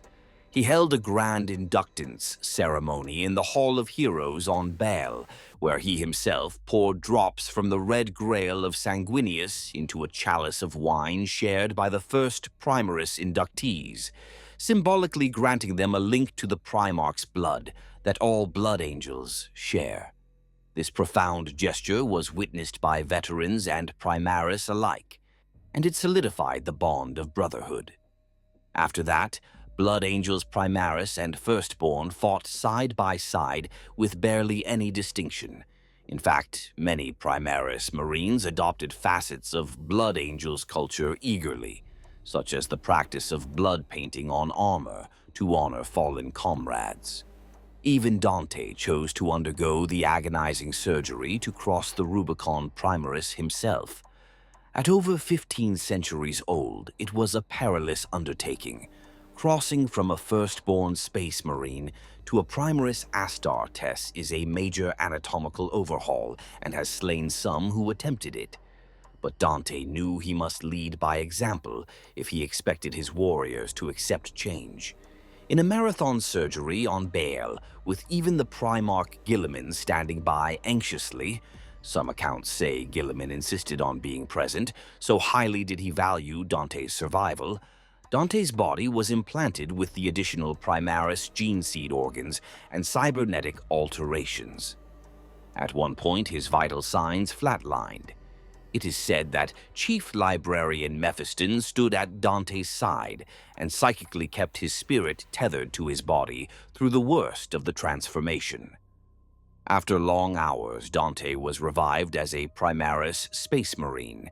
He emerged from the apothecary chamber taller, with notably enhanced physical strength and stamina. When he first donned his refitted golden armor post-surgery, observers noted that Dante moved with a renewed quickness and power. The weight of centuries seemed lifted just a little from his shoulders. The chapter rejoiced. Their lord would fight on, mightier than before. Dante himself reportedly made a rare, light-hearted comment after recovering. He quipped to Captain Chiron, one of his confidants, that after crossing the Rubicon, "Perhaps now I truly know how it felt when I was a mere 200 years young. What I would give if my back hadn't ached the last 500 years." It was a small joke, but coming from Dante, it was enough to send Captain Chiron into relieved laughter. As Lord Regent of Imperium Nihilus, Dante had to expand his vision beyond the Blood Angels. Half the Imperium lay in darkness, cut off from the Emperor's light by the warp storms of the Great Rift. The High Lords of Terra and Guilliman tasked Dante with being their voice and hand in that nighted realm. It was a burden of command arguably even greater than leading a chapter into battle. But Dante approached it as he did all things, with meticulous organization, delegation where prudent, and personal intervention where needed. He established contact with as many worlds and forces in Imperium Nihilus as possible. Astropathic communication was erratic without the Astronomicon, but Dante helped coordinate the creation of relay routes, chains of black ships, and Adeptus Mechanicus signal buoys in regions of relative warp calm, to get messages across the void.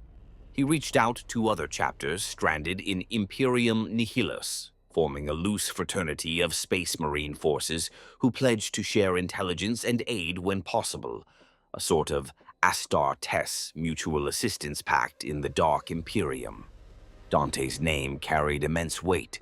When planetary governors received missives bearing the seal of the Blood Angels and the signature of Dante, they took notice. On more than one besieged world, the beleaguered defenders on the brink of capitulating to despair found newfound strength upon hearing Dante's reassurance that the angels of death were aware of their plight and doing all in their power to assist. A message from Dante often included strategic guidance, for example, instructing a governor to move his forces to Hive subsurface levels and fortify there because Dante calculated from Tyrannid war patterns that help wouldn't reach them for months. Such advice saved millions. On the shrine world of Enoch, panic had set in when the Great Rift's turbulence cut off the system's Emperor's tarot beacon. Some among the clergy interpreted it as a sign of the Emperor's demise. Civil unrest brewed. Dante could not send forces there immediately, but he did send a single astropathic message that got through. Stand with faith. The Emperor's light is obscured, not extinguished. Reclaim your courage, for his angels are coming. The effect of this short communication was profound.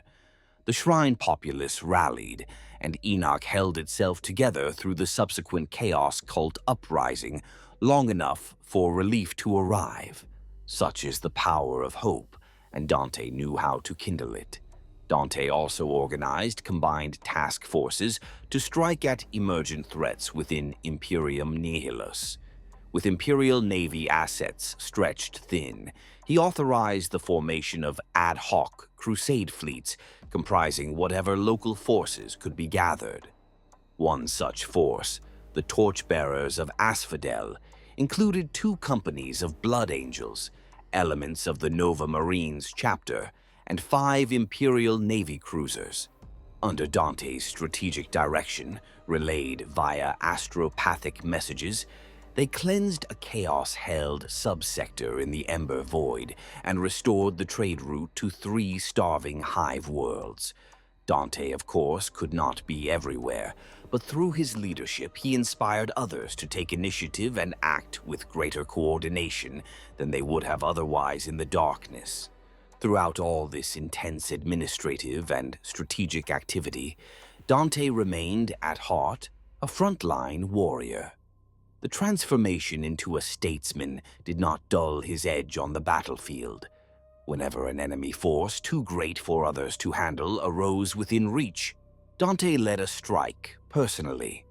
One notable example was the Battle of Nihilus Gate in 008 M42. A massive chaos warband, the Void Eaters, attempted to establish a permanent warp rift gate on the world of Euralium, threatening to flood the entire sector with demons. Dante, hearing of this, marshaled a rapid response force of Blood Angels and teleported directly into the heart of the enemy ritual. He and 30 Terminator-armored veterans appeared amidst a sea of stunned heretics and lesser demons. It is said Dante's arrival was heralded by a golden flash that sent lesser demons screeching in retreat. In an intense close-quarters fight within the half-formed Warp Gates chamber, Dante and his warriors slew the warband's Dark Magister, toppling his unholy portal and sealing the rift. The grateful survivors of Euralium only glimpsed Dante as a fiery comet leaving their atmosphere after the deed was done, but they erected a statue on the exact spot he teleported away, dubbing it the site of the Angel's Triumph. As the years of the Indomitus Crusade and its subsequent developments wore on, Dante found himself interacting with legends out of myth. The return of Robert Guilliman had been a shock. Soon, another Primarch, Lion L. Johnson of the Dark Angels, also returned in the wake of the Arcs of Omen campaign. Dante had the extraordinary honor of meeting the Lion as well. In fact, Dante was the first high-ranking Imperial official to confirm that the Lion had awoken. It happened during an event known as the Arcs of Omen saga, when fleets of the Chaos warlord Abaddon and his demon ally Vashtor were terrorizing the Imperium Nihilus, searching for heinous artifacts. Dante led a force to intercept one of the so-called Arcs of Omen, massive space hulks repurposed by Chaos in the Sagana's belt. Upon boarding the derelict Arc Knight Terror, Dante found it eerily silent, its corridors littered with the corpses of Chaos cultists and traitor Marines, all killed not by Blood Angel's blades, but by bolter fire and a large sword, as the evidence suggested. More mystifying were patches of withered foliage and the unmistakable residual presence of something not of chaos. Dante's suspicions rose when reports came that on the far side of the sector, an army of dark angels and unforgiven chapters were trapped fighting Angron, the demon primarch of the World Eaters, aboard a space hulk. Dante put the clues together. There were rumors, impossible ones yet consistent, of a mysterious hooded Astartes warrior coming to the aid of Imperial forces in the shadows. It could only be one thing. The lion had returned. Wasting no time, Dante gathered a fleet and raced to assist the Dark Angels in the Somnium Stars, where they battled Vashtor's infernal schemes. He arrived just in time to join the climactic confrontation on the space fortress Wormwood. There, as mentioned earlier, he fought alongside the Dark Angels chapter master Azrael, and even dueled the demon Primarch Angron, briefly, before being saved by Lionel Johnson's timely intervention. After that fierce engagement, Dante extended the full courtesy and resources of Imperium Nihilus to the reawakened Lion. Aboard his flagship, Absolution's Ire, Dante formally greeted L. Johnson. The two, an ancient Primarch and an ancient chapter master, spoke at length. Lion L. Johnson commended Dante, and by extension Sanguinius's lineage, for holding the Imperium together in its darkest moments.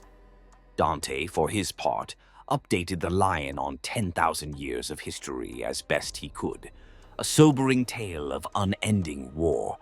The Lion, it is said, took a paternal tone with Dante, perhaps seeing in him a reflection of the loyalty and honor that the Blood Angels had displayed under Sanguinius. The Primarch even addressed Dante as nephew in a moment of warmth, acknowledging the shared bond through the Emperor's gene line.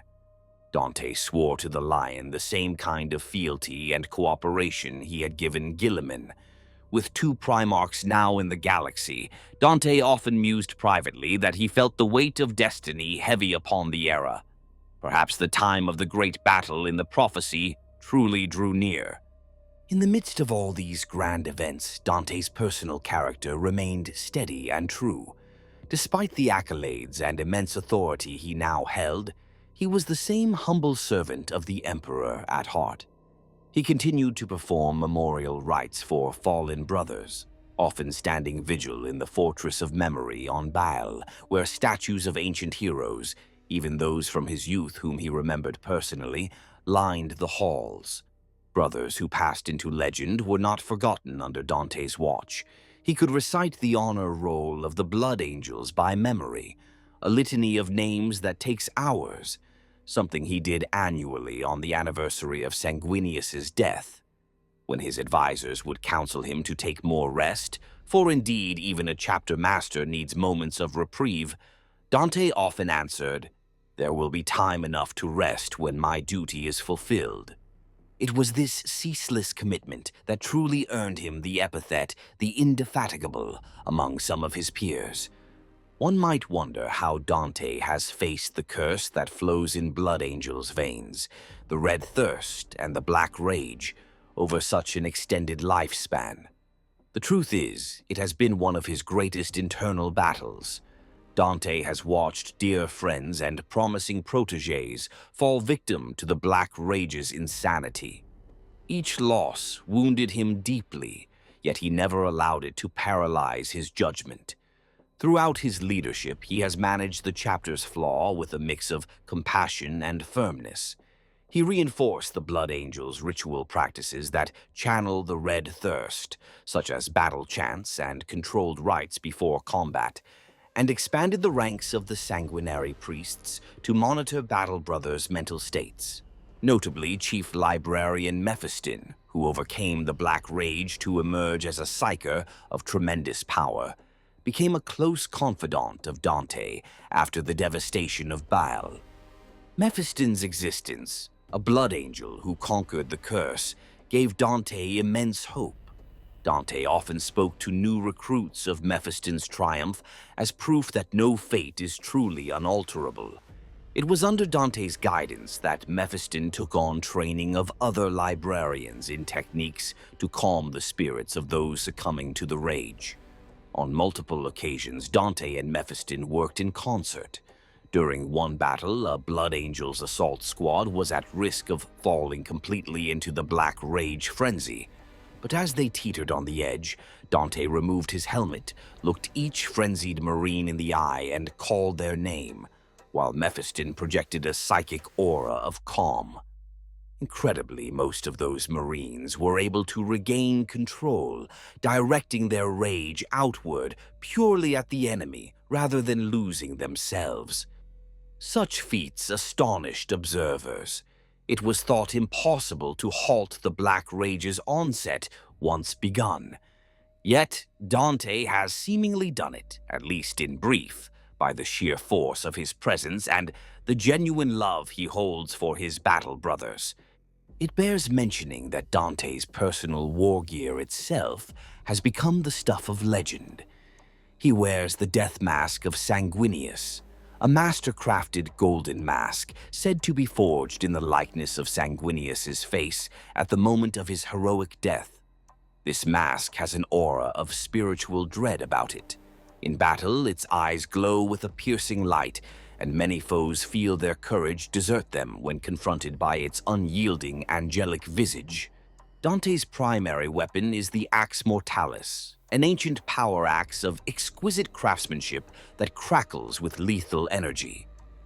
Chapter lore says the axe was created in the days after the Horus heresy by the chapter's finest artificers, who instilled in it a fragment of Sanguinius's wrath. In Dante's hands, it has cleaved the heads of tyrants, the carapaces of bio-titans, and the helms of demon princes. It is a reaper of traitors and monsters beyond count.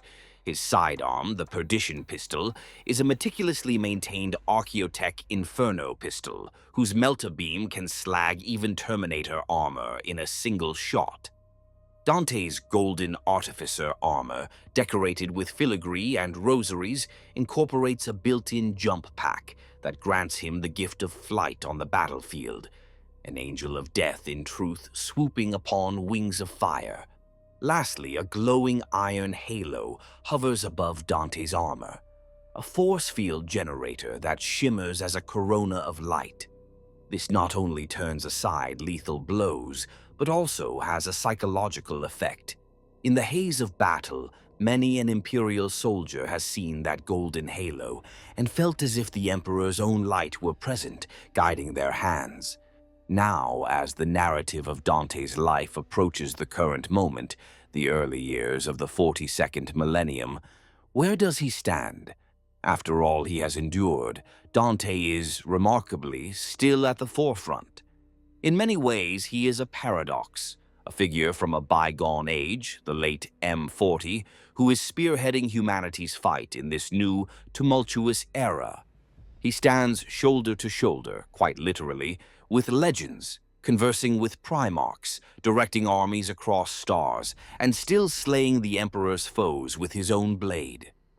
The burdens he carries are immense. Chapter Master, Imperial Regent, Warden against the encroaching darkness of chaos, and Xenos alike. Any lesser being would have been crushed by the cumulative weight of command, grief, and millennial weariness. But Dante persists, not because he seeks personal glory. He long ago ceased to have any illusions about glory. He knows war for the grim necessity it is, but because he truly, deeply believes in the duty he was entrusted with as a young man under Baal's sky, the duty to protect mankind. It is often said by the common folk that Dante is the golden angel of the Imperium Nihilus. In myriad besieged systems where the Astronomican's light cannot reach, many pray to the Emperor for deliverance and add Dante's name in their litany, as if invoking a living saint.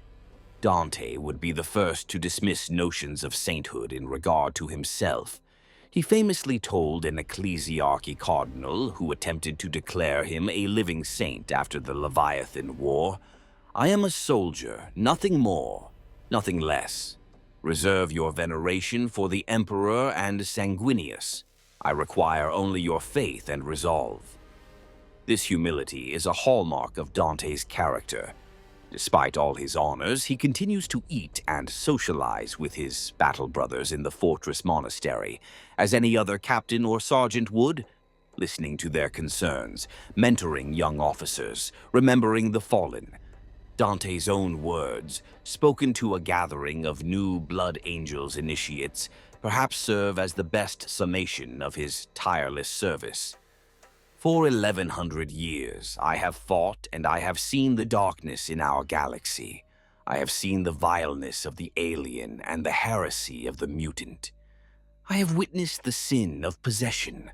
I have slain all whose presence defiles the Emperor. I have seen what you will see. I have fought what you must fight, and I have slain what you must slay. So fear not, and be proud, for we are the sons of Sanguinius, the protectors of mankind. Aye, we are indeed the angels of death." Dante embodies those words. Every challenge he has faced, he met without fear, and every duty laid upon him, he has fulfilled beyond any expectation. Legacy and conclusion. To catalog every battle and deed of Commander Dante would require volumes thicker than a great library's shelves. But the pattern is clear. At each turning point of fate, Dante has been a point of light in the darkness, a bulwark between humanity and destruction.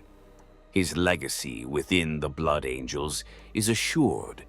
Countless aspirants to come will hear of the old commander who defended the chapter in its darkest hour and led it into a new age. Already there are marble statues of Dante on Baal, carved while he yet lives, a rare honor.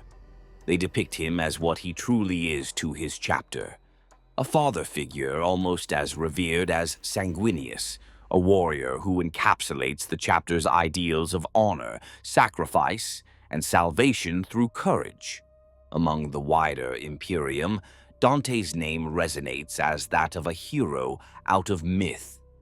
In the fearful nights of the Imperium Nihilus, parents whisper to their children tales of the golden warrior who slew monsters and defied the evil gods, not as mere fancy, but to give them hope that even in this age of horrors, humanity has its champions. On worlds far from Baal that Dante will never see, cults of honor have sprung up, venerating the angel of Baal, though the ecclesiarchy keeps a cautious watch, as Dante himself would discourage any worship of a living man. Nonetheless, it speaks to the hope he inspires. Remarkably, through all the adulation and weight of expectation, Dante remains remarkably humble and focused. He credits any victory not to himself, but to the combined effort of all involved, always deflecting personal praise. When a group of governors formally lauded him as the savior of the Dark Imperium, Dante's response was, "If it is saved, it will be because each of us did our duty. I have only done mine." He then promptly pivoted to strategizing the next relief convoy route, never lingering in the ceremony. Those who know Dante closely, such as Mephiston or his sanguinary guard, what remains of them, describe him not as an untouchable demigod, but as a thoughtful, even gentle soul beneath the warrior's mantle. They recount how Dante takes time to visit the chapter's memorial hall to speak softly to the spirits of long-dead friends, or how he ensures that every blood angel under his command, down to the lowliest initiate, feels personally seen and valued. Such qualities have engendered intense loyalty. A blood angel would march into hellfire at Dante's word, not out of gene-conditioned reflex, but out of genuine love for their commander. And what of Dante's own inner feelings? Only he could say for certain, and he tends to keep his own counsel. But one can imagine that the boy who once longed to be an angel and save his people has in so many ways fulfilled that dream, yet at great personal cost. He has lived to see his youthful friends age and die, those few who were not Astartes. He has witnessed the best of his brothers fall in battle, entire generations of space marines passing through his command. The face beneath Dante's death mask is often described thus: still noble and handsome, for the blood angels carry Sanguinius's genetic perfection, but lined with the subtle etchings of sorrow and weariness. His hair, once a rich golden blonde, is now snow white.